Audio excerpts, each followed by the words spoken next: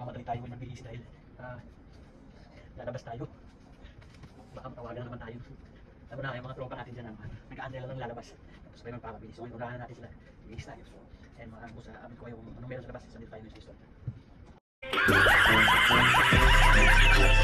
So ayan mga boss, so nakalabas na nga tayo dito at hinantin na tayo ng taxi. So bago yan, dadaan tayo sa security para verify kung tayo nga yung nasa passport natin. So mahalaga yan, lalo na dito sa Amerika. Ayan, so underway na tayo papunta sa Nike clearance. Siyempre yan. At yan nga, pababa na kami, kunting padugo sa driver. Ayan. So palabas na nga kami yan.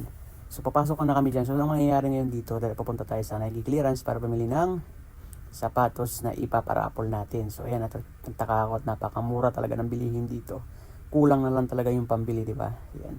So diyan at pumasok na nga, chinig na natin. So may nakita na tayong sapatos na ipaparapol diyan. Siyempre at bumili na rin ako ng sapatos ko. Siyempre, ayan. At pagkatapos diyan, siyempre dumaan tayo sa Famous Footwear. Ayan, isa rin yan sa mga magandang klaseng sapatos. At siyempre,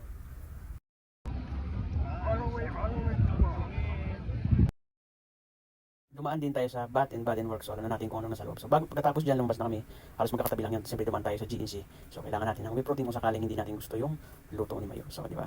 Meron tayong ibang may inom mo may snack. So ayan, pag nag-decide kami na pumunta ng Walmart. So nag-over kami at nakarating na kami.